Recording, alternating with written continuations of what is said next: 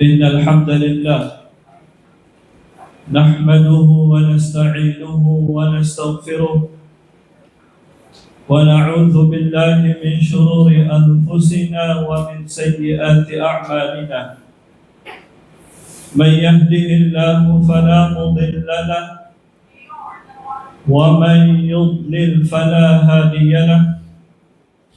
وأشهد أن لا إله إلا الله وحده لا شريك له، وأشهد أن محمدا عبده ورسوله. أما بعد، أيها المسلمون، فإن أصدق الحديث كلام الله، وخير الهدي هدي النبي صلى الله عليه وسلم، وشر الأمور محدثاتها، فإن كل محدثة بدعة وكل بدعة ضلالة وكل ضلالة في النار.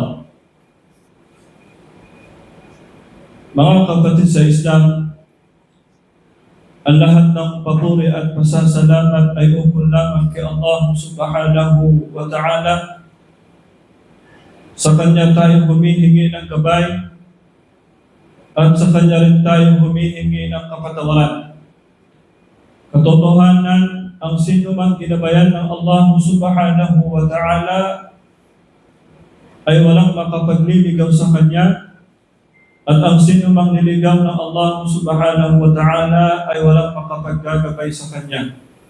Saksihan natin mga kapatid sa Islam na walang ibang Panginoon na karapat dapat sambahin maliban kay Allah subhanahu wa ta'ala, at si Muhammad sallallahu alaihi wasallam ay siyang huling sugo ng Allah subhanahu wa ta'ala.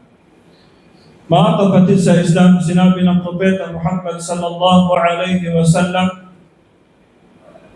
ang pinaka-totoong salita ay ang salita ng Allah subhanahu wa ta'ala, at ang pinaka-mainam na turo, ito yung turo ng Propeta Muhammad sallallahu alaihi wasallam, at ang pinaka-masamang gawain ay ang gawain bago sa pagsamba kay Allah subhanahu wa ta'ala. At ang lahat ng gawaing pagbago sa pagsamba kay Allah subhanahu wa ta'ala ay kaligawan. Wa kullu bid'atin dalala wa kullu dalalatin finnar. At ang lahat ng kaligawan ay impyerno ng Allah subhanahu wa ta'ala. Mga kapatid sa Islam, sinabi ng Allah subhanahu wa ta'ala, o kayong mga mananampalataya, matakot kayo kay Allah subhanahu wa ta'ala haqqa tuqatih, ng tunay na pagkatakot. At sinabi pa ng Allah subhanahu wa ta'ala, ya ayyuhalladhina amanu taqullah wal tanzur nafsun ma qaddamat ligad. O kayong mga mananampalataya, matakot kayo kay Allah subhanahu wa ta'ala, at tingnan ninyo sa inyong mga sarili kung ano ang napauna ninyo kay Allah subhanahu wa ta'ala. Mga kapatid sa Islam, sinabi ng khatib kanina, ya ayyuhan nasu inna khalaqnakum min dhakarin wa untha وَجَعَلْنَاكُمْ شُعُوبًا وَقَبَائِلَ لِتَعَارَفُوا إِنَّ أَكْرَمَكُمْ عِندَ اللَّهِ أَتْقَاكُمْ. Sinabi ng khatib kanina, o kayong mga tao. Sinabi ng Allah subhanahu wa ta'ala, o kayong mga tao. Katotohanan, nilikha namin kayo mula sa isang lalaki at isang babae. At ginawa namin kayong mga nasyon at may mga tribo. Lita'arafu, upang kayo ay makapagkilala. Inna akramakum indallahi atqakum, at ang pinakamainam sa inyo, siya yung mayroong pagkatakot kay Allah subhanahu wa ta'ala. Ang talatang ito, mga kapatid sa Islam, ay napaka-laking talata na maging batayan natin sa ating buhay, na kung saan ang Allah subhanahu wa ta'ala ay hindi tumitingin sa ating itsura. Ang Allah subhanahu wa ta'ala ay hindi tumitingin sa ating posisyon, bagkus ang tinitingnan ng Allah subhanahu wa ta'ala ay kung ano ang nasa puso ng bawat isa sa atin at kung ano ang kanyang mga gawain. Kaya naman mga kapatid sa Islam, wala tayong karapatan na magmalaki, lalong higit kay Allah subhanahu wa ta'ala at sa kapwa natin. Alalahanin natin palagi kung saan tayo nanggaling. Lahat tayo mga kapatid sa Islam nanggaling kay Adan. At si Adan ay mula sa lupa. Ganon din mga kapatid sa Islam, alalahanin din natin kung hindi nang dahil sa babae at lalaki ay hindi o wala tayo. So nanggaling tayo sa isang tubig mula sa lalaki at isang babae. Kaya naman mga kapatid sa Islam, sino tayo para magmalaki kay Allah subhanahu wa ta'ala at lalong higit sa ating kapwa.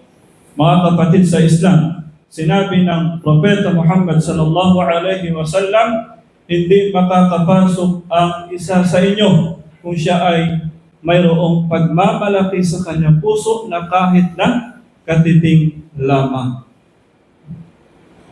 Hindi makakapasok ng paraiso mga kapatid sa Islam. At sinabi pa ng Propeta Muhammad sallallahu alaihi wasallam sa ibang hadith, Ya ayyuhan nas, ala inna rabbakum wahid, wa inna abakum wahid, ala la fadla li arabiyyin ala a'jami, wa la li a'jami ala arabi. Sinabi ng Propeta Muhammad sallallahu alaihi wasallam na kung saan maging batayan din natin. Na kung saan sabi ng Propeta, o kayong mga tao, katotohanan ay hindi nakakalamang si Arab sa hindi Arab. O di kaya ay hindi Arab sa Arab. Hindi nakakalamang. Hindi yun maging basihan na siya ay mas mataas. So sa atin, ganun din. Hindi maging basihan na mas mataas si born Muslim sa balik Islam. Hindi maging basihan na si Tausong mas mainam kaysa kay Maranam. At si Sinama sa Maguindanao. O di kaya ay si Ilonggo sa Bisaya. O di kaya ay si Maitim kay Maputi. Hindi yun ang basihan mga kapatid sa Islam. Ang basihan sa paningin ng Allah subhanahu wa ta'ala is kung sino yung may takot kay Allah subhanahu wa ta'ala. Ganon din, hindi rin basihan kung saan ka nanggaling na posisyon o di kaya ay ng lahi. Katulad na sinabi din natin kanina. Kasi kung ganon ang basihan, yung anak ni Nuh alayhi salatu wassalam, kung ating iisipin, anak siya ng propeta. Ngunit kung siya ay sumuway sa utos, ano nangyari? Siya ay kasama din sa mga kufar na pinarusahan ng Allah subhanahu wa ta'ala. Ganon din kay Abraham. Si Abraham ay ama ng mananampalataya. At pinakamalapit na tao sa kanya yung kanyang tatay. Sahih. Pero ano nangyari? Nung ang kanyang tatay ay hindi tumanggap sa kanyang da'wa, ay pinarusahan din ng Allah subhanahu wa ta'ala. Ganon din, ang angkel ni Propeta Muhammad sallallahu alaihi wasallam, si Abu Lahab, matatagpuan natin sa loob ng Quran, hanggang sa dumating na lamang ang araw ng paghuhukom, mababasa natin sa loob ng Quran. Sinabi ng Allah Ta'ala, Tabbat siyada Abi Lahabin wa tab. Kasawian kay Abi Lahab. Si Abi Lahab, angkel ng Propeta Muhammad sallallahu alaihi wasallam. Parehas sila ng dugo. No? Pero ano nangyari? Nung siya ay hindi sumunod kay Allah subhanahu wa ta'ala, siya ay pinarusahan din Allah subhanahu wa ta'ala. Sa madaling salita, mga kapatid sa Islam, ang pinakabasihan ng lahat is yung kung sino sa atin ang may takot kay Allah subhanahu wa ta'ala. Kaya naman, ang Allah subhanahu wa ta'ala ay talagang nagpaalala sa atin kaya sinabi, وَتَزَوَّلُوا فَإِنَّ خَيْرَ الزَّادِ التَّقْوَى at magdala kayo ng inyong baon at ang pinakamainam na baon is yung pagkatakot kay Allah subhanahu wa ta'ala. Kaya naman mga kapatid sa Islam, kahit saan man tayo naroon, kahit anong sitwasyon man natin, lagi nating tandaan ang pagkatakot kay Allah subhanahu wa ta'ala. At tandaan din natin, ang sino mang nagkaroon ng takot kay Allah, sinabi ng Allah subhanahu wa ta'ala, وَمَنْ يَتَّقِ اللَّهَ يَجْعَلْ لَهُ مِنْ أَمْرِهِ يُسْرًا. Ang sino mang nagkaroon ng pagkatakot kay Allah, papadaliin ng Allah subhanahu wa ta'ala para sa kanya ang kanyang mga kahirapan.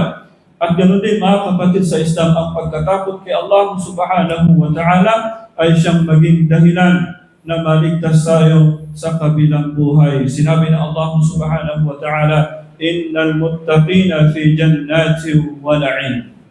Mga kapatid sa Islam, sa pangalawang khutbah kanina, sinabi ng khatib, sinabi ng Propeta Muhammad sallallahu alaihi wasallam, ihris ala ma yanfa'uk wasta'in billahi wa la ta'jaz wa in asabaka shay'un fala taqul law anni fa'altu kadha wa kadha ولكن قل قدر الله وما شاء فعل فإن لو تفتح عمل الشيطان.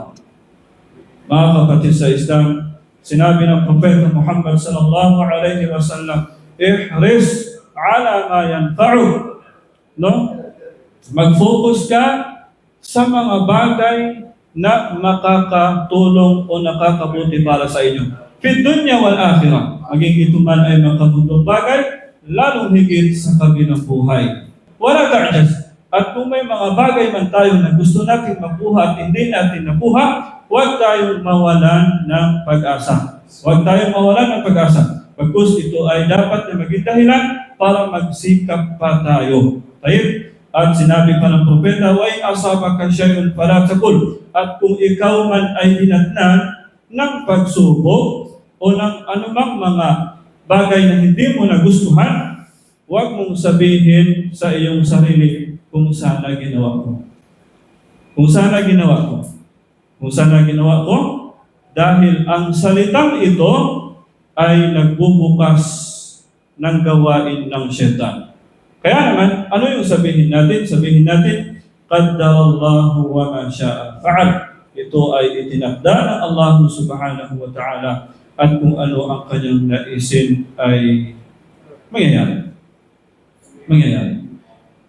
Kabilang sa mga haligi ng iman, ng pananampalataya, is yung pagtanggap sa itinadhana ng Allah subhanahu wa ta'ala, maging ito man ay mabuti o masama. Allahu a'lam bis-shawab. Barakallahu fikum wa jazakumullahu khairan. Dalangin natin kay Allah subhanahu wa ta'ala na ay patawarin niya tayo wala sa ating mga kasalanan, maging ito man ay maliit o malaking kasalanan. Ganon din dalangin natin kay Allah subhanahu wa ta'ala na ay patawarin niya ang ating mga magulang at ang lahat ng mga Muslim, buhay man o mga nauna na sa atin. ربنا آتنا في الدنيا حسنة وفي الآخرة حسنة وقنا عذاب النار. السلام عليكم ورحمة الله وبركاته.